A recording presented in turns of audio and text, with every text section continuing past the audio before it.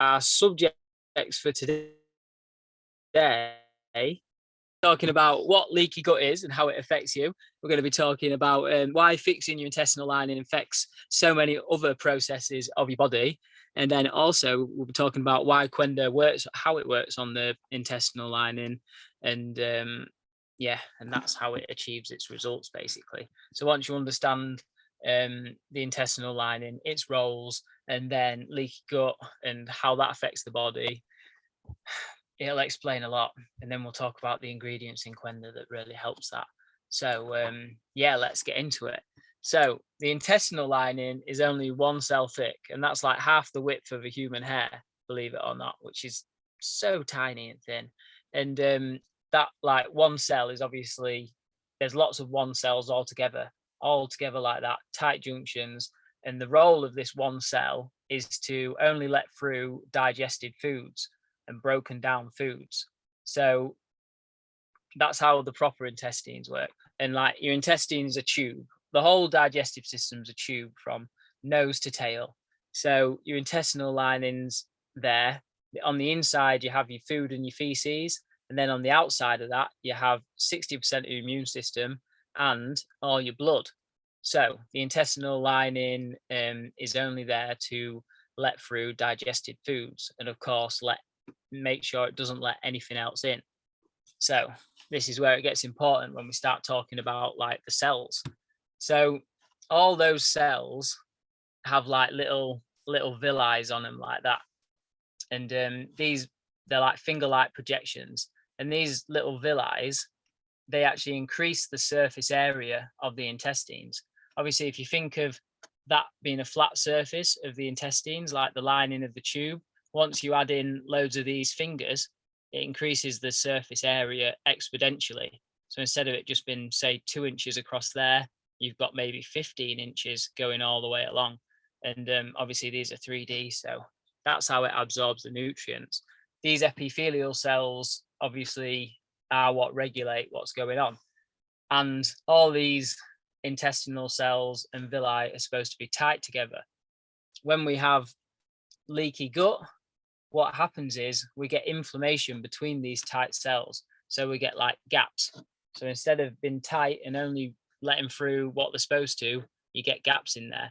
Once you've got these gaps, they stop regulating stuff and they let through anything like undigested foods, even waste, like feces and stuff can get through into your blood, and any other toxicities that are there on the inside of your intestines can actually pass through the intestinal lining. And what's on the other side of your intestinal lining? It's your blood and 60% of your immune system. And the reason why, 80% of your immune system. And the reason why you've got 80% of your immune system on the other side of that intestinal lining is because that's your barrier from the outside world to the inside world. So like we'll use gluten for an example, because you probably know a lot of people have got gluten intolerances. Like the intestinal lining, say this is just the intestinal lining here, this is the intestinal cell, and then your blood underneath it. Once these undigested foods pass through into the blood, they spark an immune response. The immune system sees this undigested food particle as an intruder, and then it sparks inflammation to protect the body from this unknown intruder. And really, it's not a virus attacking the body, it's just a bit of gluten that's got into the blood. And like that starts a cascade of events. Like if this just happened once, it wouldn't be so bad, but because the inflammation's there a lot of the time, there's undigested food particles passing through into the blood like consistently, and that's where you end up developing food intolerances and then eventually food allergies. So you might be wondering, why do we get inflammation in the intestines in the first place? And that all comes back to toxicities. When you've got too much toxicities in your intestines, whether it's bacterial overgrowth, fungal overgrowth, parasitic infections, or even like when you consume gluten just normally, like if it's non-organic forms of gluten, can be sprayed with glyphosate, and that can create inflammation in the intestines. Or just a lot of forms of wheat actually make the small intestines release a little thing called zonulin, and that creates inflammation in the intestines as well. So there's many ways we can get inflammation in the intestines.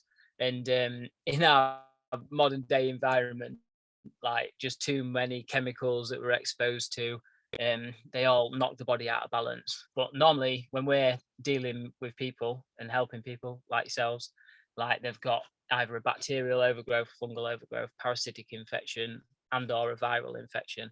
And it's not really like one or the other. It could be a combination of those, because once your immune system gets low, um, it opens you up to other stuff that comes in. An example of that is people, they'll have leaky gut and bad intestines, and then they end up getting like Epstein-Barr virus and stuff like that. But really, it's not the Epstein-Barr virus that's a problem, because we're always exposed to viruses. It's just the fact that the immune system's got so low because it's just compensating and attacking, but it feels like it's getting attacked by these intruders getting into the blood, when really it's just undigested food particles passing through into the blood. So hopefully that makes sense about the intestinal lining and the role of the intestines. It's only supposed to let through undigested foods, and no, it's only supposed to let through digested foods and keep out the undigested foods, the waste and the toxins. So that's the role of the intestinal lining. When it goes wrong and gets leaky and inflamed, that's what's known as leaky gut. Then you get unknown intruders going into the blood, and that sparks an immune response. So we know that much. Once we have this immune response, if it continues like over a period of time, it starts becoming worse, because the chain of events of how the immune system works, it first creates inflammation just to try like alert the immune system and bring in like the antibodies and stuff like that. After a certain amount of time, it stops bringing in these antibodies, and it actually just starts bringing in these T killer cells. And to go into that a little bit, like the undigested food particles get into the blood. Once there's so many of them, the immune system makes these immune complexes, and it goes in to grab all these undigested food particles to try put them all in one place. And these immune complexes are going around in the blood, and they settle, say, in your joints, or on the lining of your tissues and stuff like that. So that's why people end up getting achy joints and achy muscles, because these immune complexes have gone, sat in the joints, and then the T killer cells come along, and just like the name suggests, they come along and just attack. Like they're not bothered about what's in their way. They'll just come and just destroy everything, which is the immune complexes, these undigested food particles, but also the tissues around where the immune complexes have left. So I said it sits in your joints just as an example, but this is the reason why you can get inflammation all over your body when you have leaky gut. These immune complexes, undigested food particles get into the blood, create immune complexes, then they just sit anywhere in the body. The T killer cells come, they're like, we're looking for that immune complex. Bash, bash, bash. It's like a cowboy fight, and they just have a shoot up, and all the damage that's around it is just collateral, because it's the body's like last ditch attempt to help itself. So that's why we need to sort out the intestinal lining to fix inflammation showing in all these different areas of the body. So hopefully that makes sense. And we've spoke about leaky gut and how it affects you. And we've spoke about the undigested food particles passing into the blood and creating that immune response. But also, once you have these particles in the blood, whether it's waste or parasites or undigested food particles, whatever it is in the blood, it creates inflammation in the blood, like we know. But then once you've got inflammation in your blood, you can have inflammation all over your body. So if people are suffering with anxiety and depression, you know that they've got like a leaky gut, because depression is defined clinically as an inflamed brain. And the way you get an inflamed brain is you have inflammation in your intestines, then inflammation in your blood, and it ends up in your brain. So a lot of people that help with their intestinal issues, they find that they can come off their antidepressants as well. When they fix their intestines, they no longer have to have the antidepressants, which is exciting, isn't it? So we've explained that these undigested food particles get into the blood, they create the inflammation, they can create anxiety and depression. They also can create food intolerances. So whatever foods that you're eating commonly, if you have inflammation in your intestines, these food intolerances come from the fact that these foods keep passing through into the blood and sparking an immune response. So that's why if you have a food intolerance, you cut out one food and then you get better for a while, and then you find that you have an intolerance to the food that you've replaced it with, and that's because you still have that inflammation in the intestinal lining and stuff keeps passing through.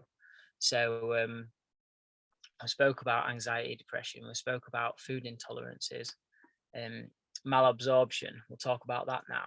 Like, if people are struggling to absorb nutrients from the food, they might have the most nutrient dense diet in the world, all organic, and cooked it perfect, and having multivitamins and everything, but their levels of nutrients are down, and they still find that they're like losing weight or just struggling to have energy all the time.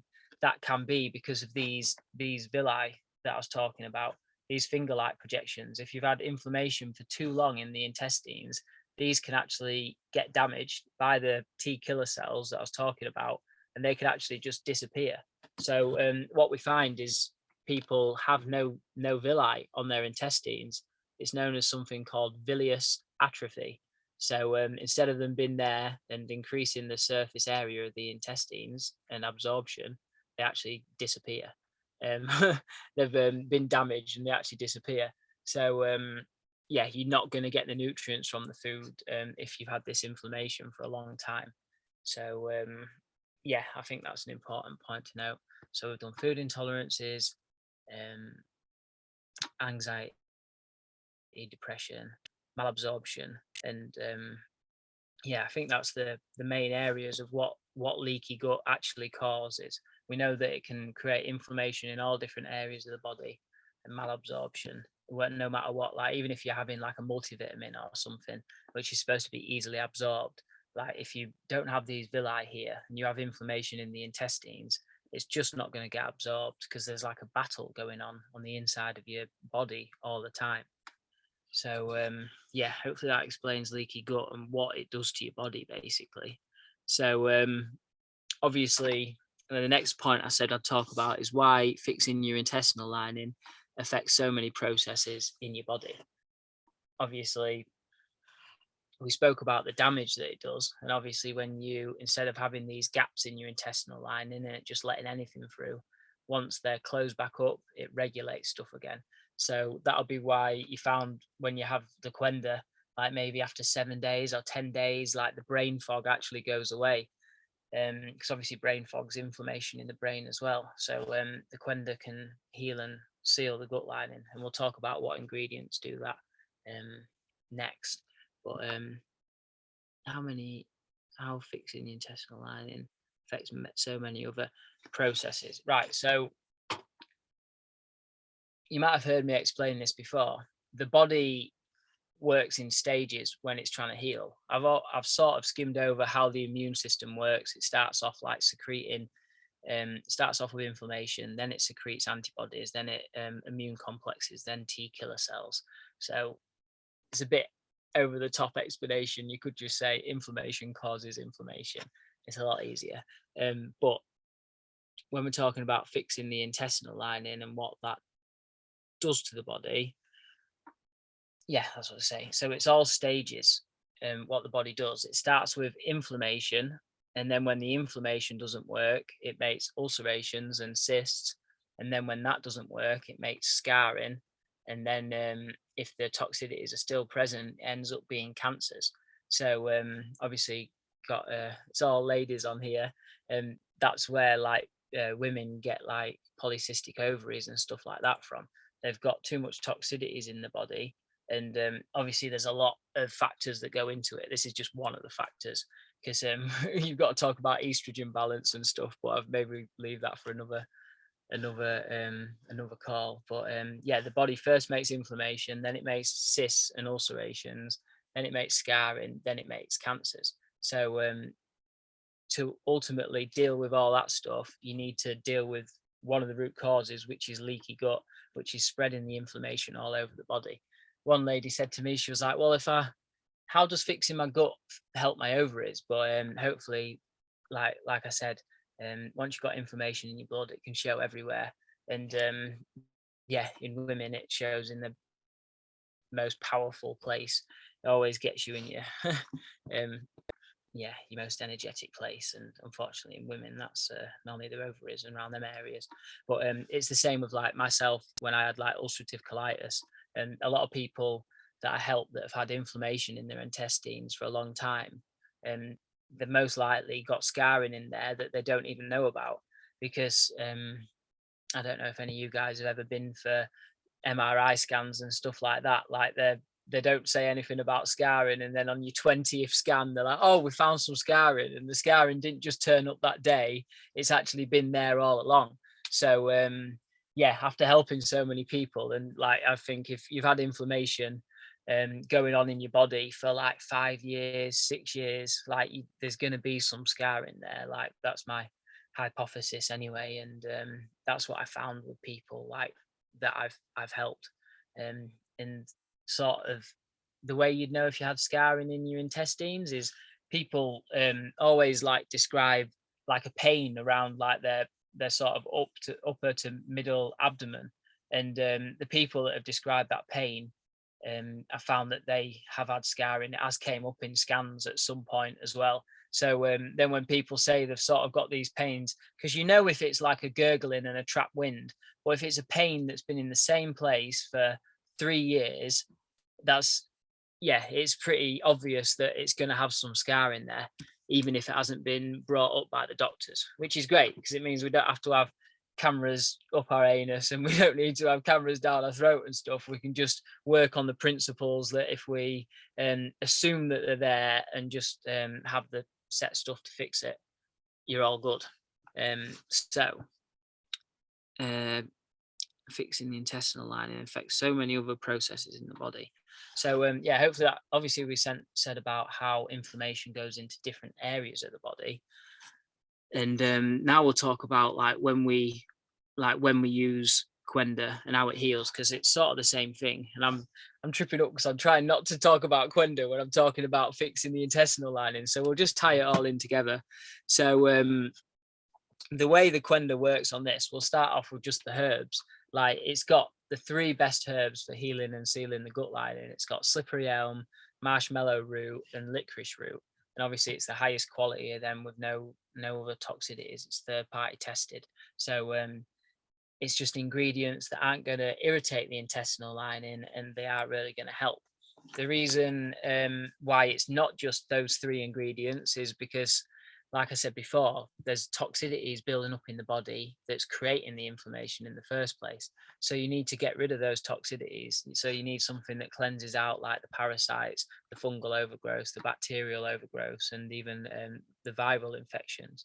So there's herbs in there to get rid of those. There's sort of too many to list because they all have different properties, but I can send you an ingredients, benefits and properties thing over to you if you want as well. So we're healing and sealing the gut lining. We're removing the toxicities that's creating the inflammation in the first place. But we're also, as you've probably found with the Qenda, we're getting the elimination pathways going, because there's no point removing toxins out the body unless you've got the liver and the kidneys going. And the way to get the liver and the kidneys going is to have the intestines going, because your kidneys dump into your liver dumps into your intestines. So then your intestines need to be dumping into the toilet, because if not, anything that goes into your intestines just gets reabsorbed into your blood and just cycles round. So whenever we're doing a detox, we need to make sure the elimination pathways are flowing correctly, so then the liver and kidneys can dump into there, cleanse all the body as well. Obviously, when you're having the Qenda on an empty stomach, it can reach all the pockets and areas of the intestines and absorb into your blood. Once it's in your blood, it can cleanse all your body, which is fantastic. Because yeah, you probably heard me say it. My proof of it cleansing all your body. Well, you probably found that yourself. Like sometimes you have like you feel some like fluttering pain somewhere, and you feel stuff going on in your body when you're detoxing, and that's because the Qenda's working on all different parts of your body.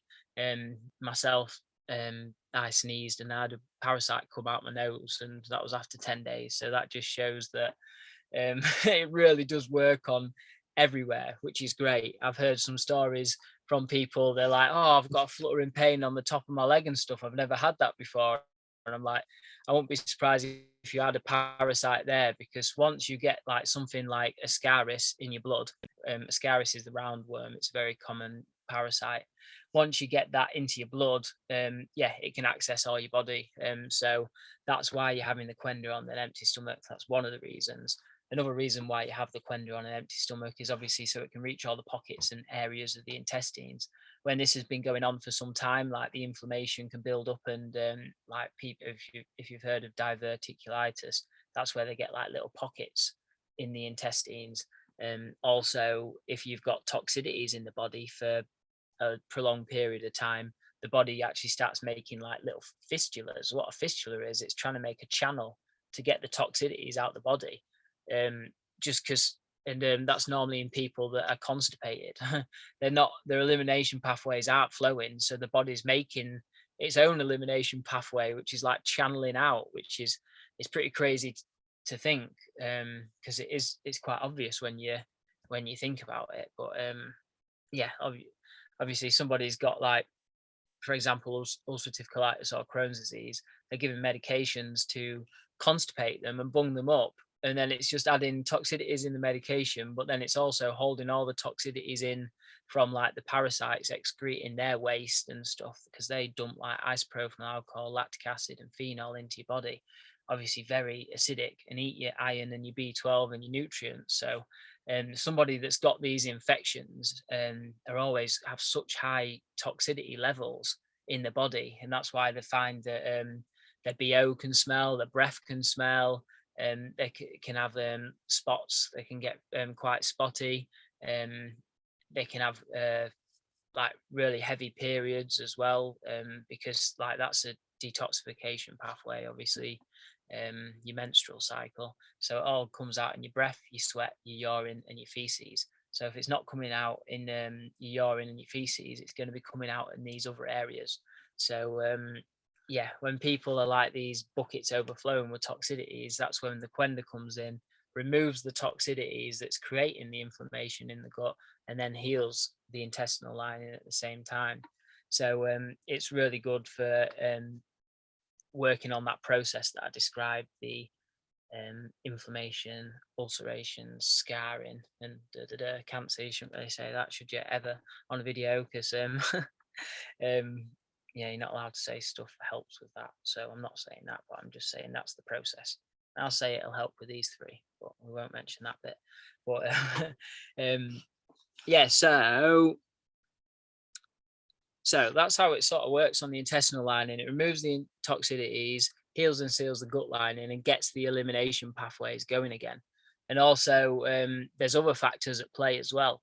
Like, I don't know if you've seen in the protein shaker after you've had the Qenda. Mine's over there. This is one that I had a milkshake in. But like, if you actually look at the dots, if you're anything like me and don't clean your shakers until you need it again next time, you see like all different colours. And you see like reds and purples and like greens and stuff, because it just looks like a brown powder. But obviously then when you separate each of these tiny little grains, they're all different colours. And that's obviously polyphenols. And polyphenols are like rocket fuel for your intestines, like growing the microbiome.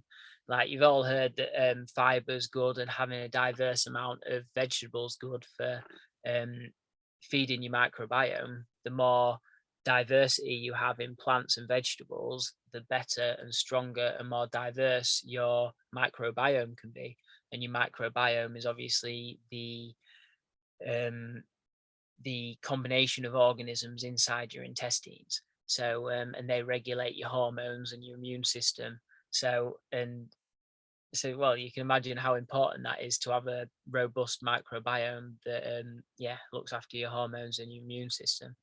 I think they say you have 400 times the amount of melatonin in your intestines that you do in your pineal gland. Pineal gland's obviously like back of your third eye or whatever, and that's what helps you sleep, melatonin. But it also has so many other processes regulating digestion, making you feel hungry, but the most important one is helping you sleep. So when you fix your intestinal lining, people find that they have better sleep as well. They're like, oh, I'm sleeping really good now. And it's because you don't have that inflammation in the intestines.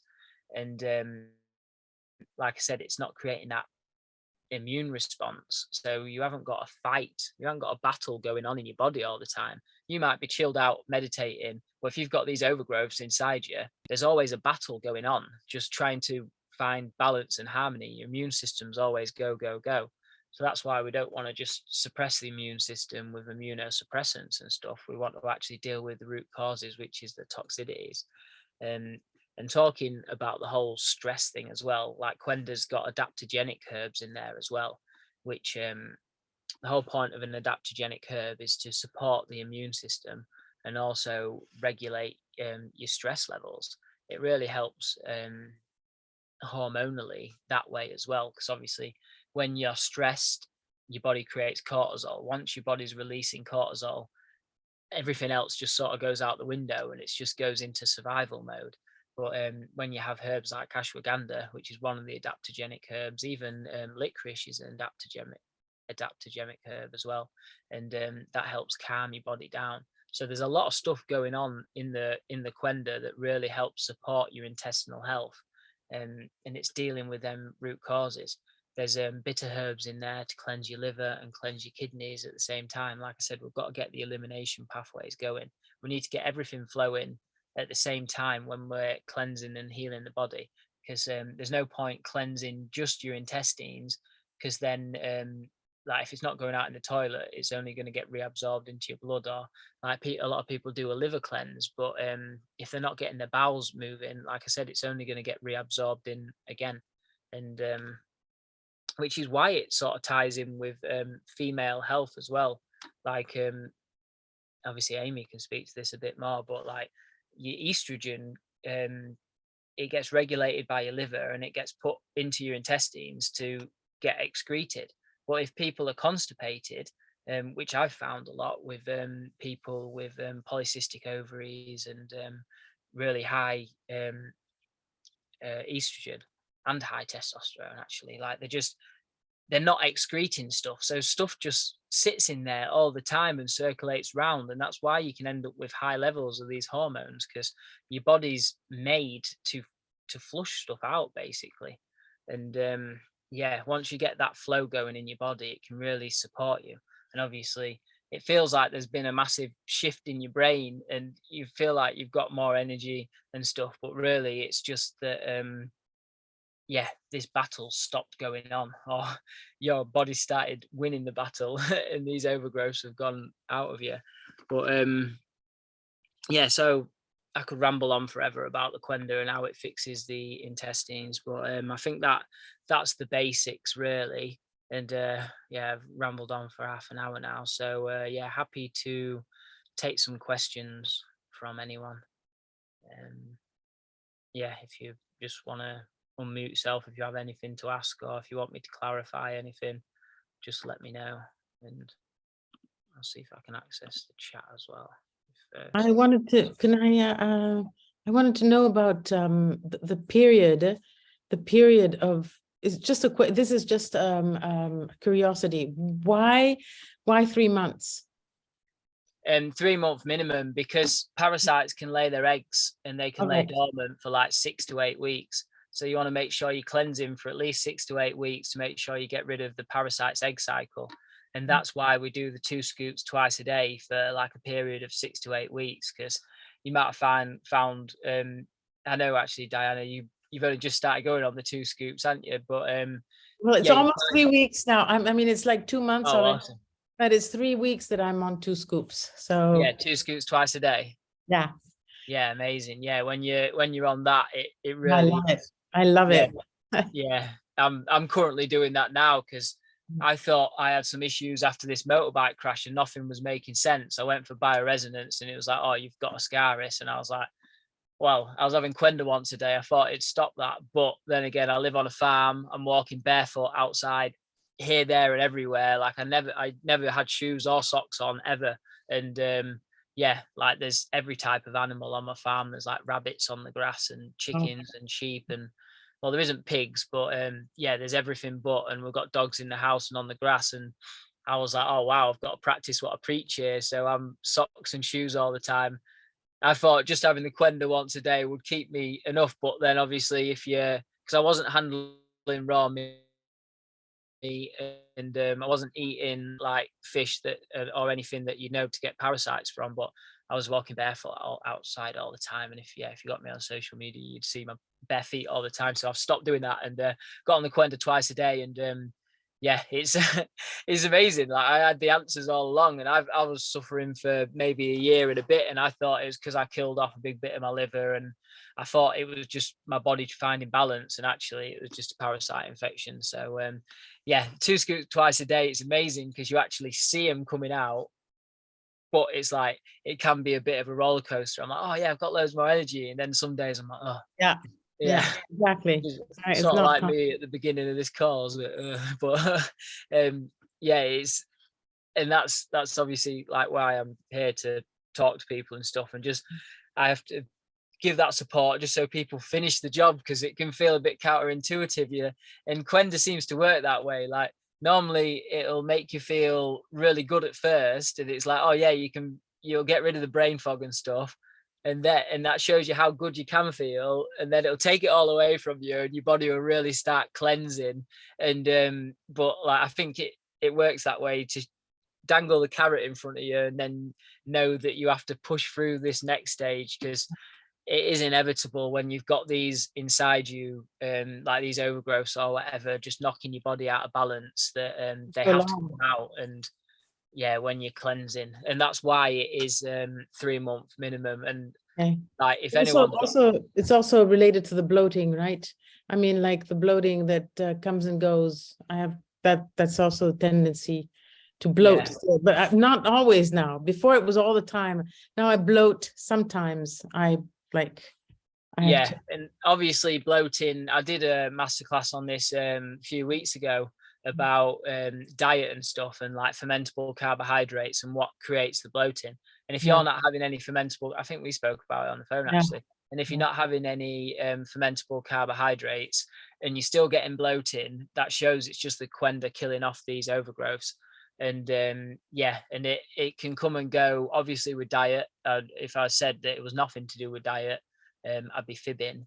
But yeah, it's like you'll find that like you have a few good days and everything feels normal, and then you'll have some days where you feel real rough, and they're the days when you need to be looking in the toilet, because there's usually something coming out at that point. Like you got all these funky pains, and obviously I speak to a lot of people about it and they have it in different areas, but like it's always like if you look in the toilet after you've had these pains, it normally shows your answer. And then you think, if your body's been excreting this parasite, you got to think of that parasite actually working its way through you and your cells and stuff like that, through the intestinal lining and out the liver. And it's a bit of a grim thought, but that's sort of the pain that you're going through. It's your body sort of working to push it out. And the thing is, if you've got something in your intestines that your body doesn't want to reabsorb, it'll make sure your intestines do not absorb it the whole way out. So it'll be pushing and shoving and creating that sort of like barrier to make sure it's contained on the way out. And that's how I always see it happening, and how I like to explain it to people. When you this, like in parasites, for example, they can burrow into your intestinal lining. So when you're cleansing, it can actually feel quite raw. And that raw feeling is literally like layers coming away, like of like eggs and parasites and stuff. Sounds a bit grim, but it's grim when you don't feel good and you've got symptoms. So it's yeah, you've got to yeah, just stick at it. And that's why it's the 2 scoops twice a day for like 6 to 8 weeks. And that's why I say 4 months, just because like 3 months is a minimum, but like we're not all perfect. And like me, for example, walking barefoot outside, that's where, and people with chronic autoimmune conditions, I just say 7 tubs rather than 6, just because it does take a bit of time. And obviously when we're cleansing parasites and stuff, I should do a whole webinar on masterclass on parasites. Like you want to make sure you're changing your bedding regularly, not handling raw fish, raw meat, Raw fish. sometimes Yeah. actually using pets, yeah, all that sort of stuff are like factors that go into it. Not eating certain foods like cod, like cod's really big down south, but like in Grimsby, where I used to be an apprentice, like none of them ate cod, and there was like tasting fish because it was a fish factory. I was like, how come none of you eat cod? They was like, oh, it's a bottom feeder, it's full of worms. You should never eat cod. And then like it's funny, you go down south and everybody praises it, like whereas yeah, in the like north of the UK and stuff, everything's like haddock, and you can have cod if you. But anyway, yeah, like it's just there's a few things like, and not eating pigs obviously full of parasites. It's unfortunately like pigs can't sweat and they live in their own feces, so yeah, they're not good. Like if you have bacon, that probably not so bad with parasites, but yeah, that's why it's a 3 month anyway, just to, and you replenish all your blood in 3 months, so it's just making sure you get the job done. Yeah. A lot of people, you've probably seen it on the forum and stuff, a lot of people like, they're like, oh, I only had 4 tubs and I was fine, but then because they haven't totally dealt with the parasites and the overgrowths, like they'll progressively start to get worse again. And I was like, well, I felt better, and like 3 months later, then like, oh, I feel bad again. And it's like these parasites can lay like 100,000 to like 250,000 eggs a day. So you can soon see how they like build up in your body again over time. So it's just best to cleanse it for a good amount of time to make sure you've actually got rid of them. So hopefully that answers your question there, Diana. Yeah. Yeah, no worries. You got something to say, Bogner? Do I need to unmute you? Hiya, how are you? Hello. Yeah, good, thank you. How are you? I'm not too bad. I missed a big chunk of your webinar because I was on a phone call, so I apologize for that. But No worries. Well, I was blithering and trying to sort it out for the first 6 minutes or something, or 8 minutes. So yeah, you might not miss too much. But yeah, fire away. I had takeaway from Chinese last night. Yeah. I had a severe reaction. Ooh, it might have been an ingredient in there. What was your reaction? I vomited after eating. Yeah, your body didn't like that. Like I had actually a green Thai curry with prawns, and my husband had pork, and I just tried a tiny bit of pork because I don't really eat meat, and that was first time I had pork in months and months. Yeah, and I that. wonder if Qenda had something to do with my reaction towards it. And when did you have the Qenda? And when did you have the pork? I had Qenda after 5 p.m. and then we had the dinner probably around 8 p.m. So there was good amount, and I didn't eat anything in between. I think I had a handful of nuts around 30. What came out when you threw up? Food. Everything. Qenda? Everything. Yeah, so like that, I think sometimes when people throw.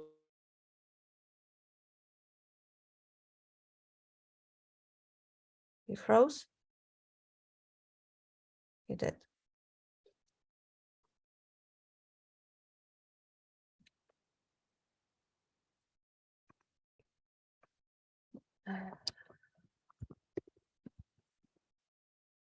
It goes into like you froze. Yeah, you ever heard me? You froze. Oh, sorry. I was talking to you. My phone answered. I flipped it over and it answered the phone. So I'm running it off my phone Wi-Fi. So right, that's why you didn't answer me, and you're just like. Yeah. So yeah. Have you ever heard me talk about meal timings? Like you shouldn't drink when you're eating, and you should keep your eating and drinking separate. Yes, I saw that. Yeah. So like, did the Qenda come out at the same time as the everything else? I don't think so. I can't really tell because green Thai curry was green and Qenda is Yeah. And Quenda's always like brown, so, and then you'll know if it comes out like the next morning or whatever. If you've had a Qenda poo this morning, you know it's gone through you. But like the reason why I was asking like how much came out and what it was is like if you're like drinking, basically the ideal way of eating is like stop drinking 15 minutes before your meal, let that water leave your stomach, and then eat the food, and then you eat it, chew it up properly, and then you wait for an hour and a half to 2 hours. If it was Chinese, it's probably a high fat meal. But did you throw up straight after, or? No, I first had severe stomachache.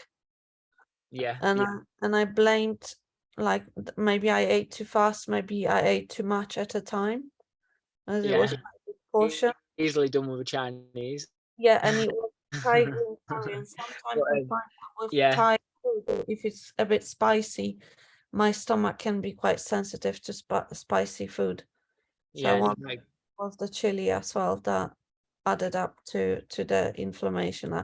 The stomach pain was excruciating, and only maybe an hour after I ate, I eventually vomited. So yeah, well, you just said there that chili doesn't agree with you very often anyway, and you said you could have eaten it too fast, and the fact that the Qenda didn't come out with it, it wasn't like the Qenda sitting in your stomach and bubbling up like that, got out of the way. I think it was maybe just it was something to do with you eating that Chinese, and it's not like you was eating an avocado and it happened, is it? It's like prawns are a bit suspect in themselves, aren't they? Like, have you heard, like, prawns are a bit of a scary thing to eat, because that does sort of, I think your body's done you a favor, really. Like, it's got, instead of you getting food poisoning, it's got rid of it like straight away, whatever was in there. If it was a homemade meal, I think it'd be a little bit more scary. But if it was a takeaway, like, there's loads, like rice. If rice has just been kept warm for a period of time, rice has got a certain bacteria in it. Rice, and I was thinking, was that rice fresh? I can't tell. Yeah, because they say you're not supposed to reheat rice, but like it's not even about the reheating; it's about cooling it down quickly. But like, you know, if they're not going to make a batch of rice every single time, they're going to have it just sat there, and people, it's common, isn't it? People say, oh, I went for a curry and I've got the shits today or whatever, and it's not that, and they're like, oh, it's the curry, and I'm always thinking it's the rice. Like, it's quite obviously the rice. But yeah, prawns, rice, and chili that you said you can't normally have, like, there's some big warnings. So I'd likely say it wouldn't be the Qenda if you've been fine. I'm not saying it was the Qenda. What I was wondering is, did Qenda make me more sensitive towards what I took in my stomach? Yeah, maybe. Yeah, by all, like, when your body gets cleaner, you do get more sensitive to rubbish, which is sort of a blessing and a burden, if you know what I mean. Like, your body, likes to be, like me, for example. What wasn't it, like, if I smell smoke, like if I'm around people smoking it, like, it gives me a bit of a headache and stuff, and my throat starts closing up a little bit. Or like people with all their deodorants and stuff, or you go through a perfume shop, my throat starts closing up. And yeah, like I said, I've just realized I've got some parasites, so that could be a factor in it. But also I think it's because I live a really clean life as well. And yeah, prawns, chili, and rice, and it'd be a high fat meal, and you could have eaten it too fast. Like, enough said, really. I think if it happens again tomorrow, like, we'll have to talk. But I think it was more of a Chinese thing, and like you said, maybe eating it too fast. The fact that it's the fats, and pork and prawns, that's a recipe for disaster, isn't it? But and rice. So yeah, and chili that you're not good for. Like, I think, like, maybe if you just had one of them individually, it would have been fine. But you had like 4 no-nos, and it could have just been the combination. Your body was just like, nah. But I know you're not that far into your cleanse now. Have you had like 2 tubs or something? So I'm on top now. Yeah, so your body, like, can, obviously it's doing a lot of work and cleaning itself, so it won't want you putting bad stuff in it. But I think it's more just the Chinese. If it happens again, obviously we can talk about it. But no, I'm not blaming Qenda. I was just wondering more aloud, did Qenda make me more sensitive towards what I've eaten? That was more my question, but it probably could have. Maybe is the answer. Like, the only thing is, you can only go off like it's inconclusive, isn't it? Basically, like I said, there was 4 big alarm bells ringing. So if you have 2 of the 4 things and you're all right or semi all right, you know that you maybe just went a bit overboard, and then you'll know. But the only way you can really know is if, like I said, there's 4 obvious things, and yeah. So My if you other just have quick rice next time, that sounds like a boring meal, but you know what I mean. Like if you just, you know, what I mean, if you don't have all 4 bad things at once, then the thing is, if something triggers you and sets you off, you need to know exactly what it is. And if there's 4 things that it could have been, like obviously you can have rice anytime, but like rice from a takeaway, yeah, always questionable. Like, you know, chili isn't good for you, so I'd cut that one out. And then you want to know whether it's like pork or prawns, and once again, they're not cooked at your house, so it could easily be. There's so many variables that I can't give you a conclusive answer. No, fair enough. I understand that. Yeah. There was another question I wanted to ask you quick. How do I it's a really weird question, but how do I know I've got parasites? Like, what comes out installed that I know it's There's like 27 parasites that's on record that you can see with the naked eye, and then there's like 175 that are microscopic. And I know there's more than 27 because I know people that have found parasites and thought they'd have them named after them and didn't. So yeah, there's all sorts of weird and wonderful stuff that can come out of you.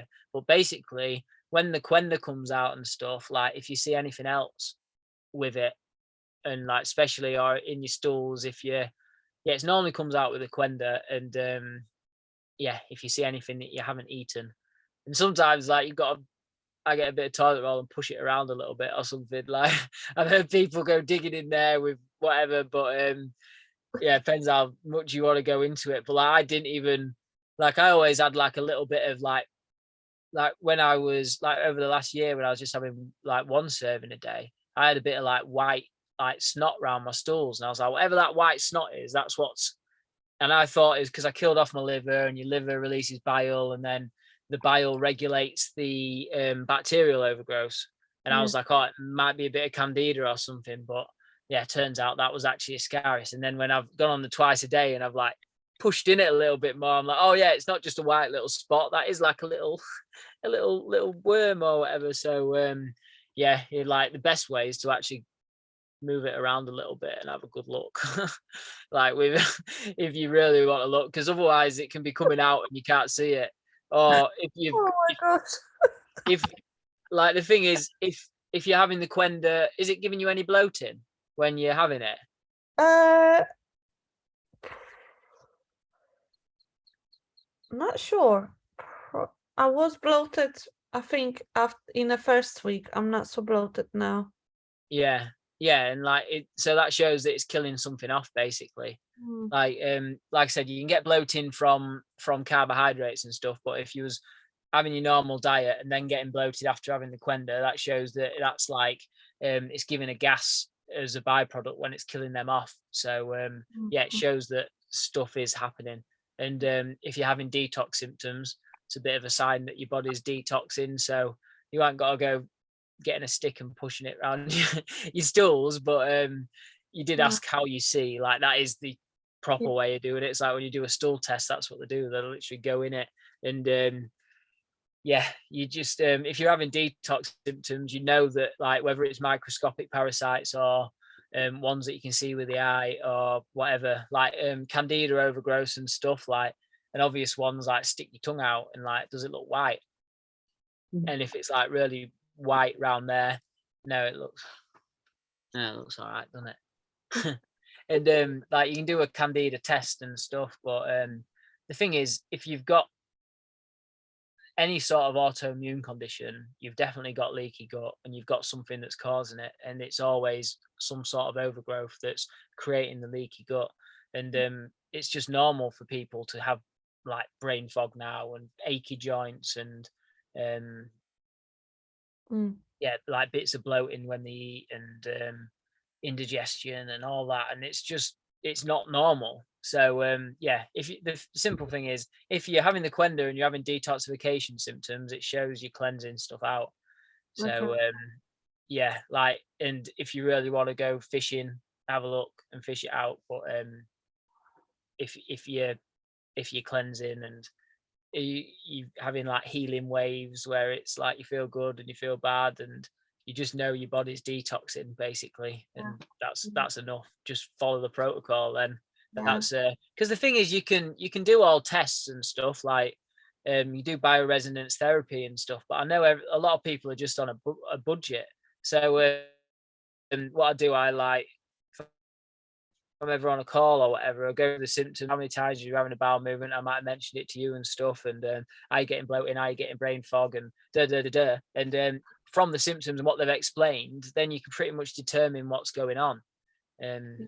Just because I've been doing it for so long, it's like, and then you're like, well, you've either got a parasite infection, a fungal infection, or bacterial overgrowth, or a combination of those. So let's deal with them all at the same time with the Qenda. And and then if there's scarring, that's when we introduce the serapeptase as well, to help deal with the scarring. And so if you're having if you're taking the Qenda and having detox symptoms, and you feel good some days and don't feel good others, I felt very energy depleted for last 2 days, and that was before I had even that. So your body was already, and as you know, like if you're detoxing and cleansing, that's where you want to be resting a little bit or just going easy on your body and supporting it. It's not so much like doing nothing, but it's just supporting it and like working with your body, because it's it's your body, it needs a bit of help, doesn't it? And just forgiving it, because like when you have the Qenda, you're giving it the tools to heal and cleanse itself. So when it actually does start using them tools, it uses up more energy than it normally would. So that's when you can feel a bit more tired and and I'm saying it from experience, like I said, because I'm doing 2 scoots twice a day now, and it's like, like some days are just a bit much, and like, oh, I need a nap, and then you're like, oh, too busy, you got too much stuff to do, can't nap. But it can, and then you get the nausea feelings and all the rest of it. It is so normal to have these detoxification symptoms, like, but it is a good thing. Like the man himself, Ryan Pinnock, he says, like, if you feel sick, that's sickness leaving the body. So it's sort of part of it. It's just the process. The same way I say detox symptoms are anything you can have when you have a hangover, because when you've got a hangover, that is exactly what's going on. Your body's detoxifying itself. And we've all had bad hangovers, so we know what they can be like. And which actually goes to your question quite well. You're like, would I be more sensitive when I'm detoxing? Like, are you more sensitive when you have a hangover? Hell yeah. Like, can't even drink water. Like, I remember I used to wake up and drink tap water, and then it'd all just come straight back out. Like, obviously tap water's not amazing anyway, but no, when you're sensitive, when you've so that pretty much explains it. Your body's cleansing itself, and it's working really hard. It's like at full RPM, and then you want to put some more toxins in. It's like, wow, I'm doing all this. So it could, that pretty much explains it, I guess, doesn't it? Thank you so much. Love your body. In-depth answer. Yeah, you know me, I like to go deep. But sweet. Does anyone else have any questions? Oh, see if there's anything on this chat. You said about Diana's rainbow glasses. Oh yeah, and you said I froze. Yeah, so that's that. Are you happy, ladies? Yeah. Pleasure seeing your faces. Nice that we get to have a little get together. And let us know if there's any other subjects you want to cover as well, and we'll do that for next week's. And sorry, but do you have more ladies than men? It's a question. It's interesting actually. Like, it's normally, you gotta be careful what I say now. Normally the older ladies, like little bit older than me, maybe at least 10 years older than me and above, and then lads my age. And that seems to be what I've found so far. Like, but it's all like referrals and stuff like that. But and like, I don't know, like people just coming to me from Messenger. I never do any marketing or anything. But good.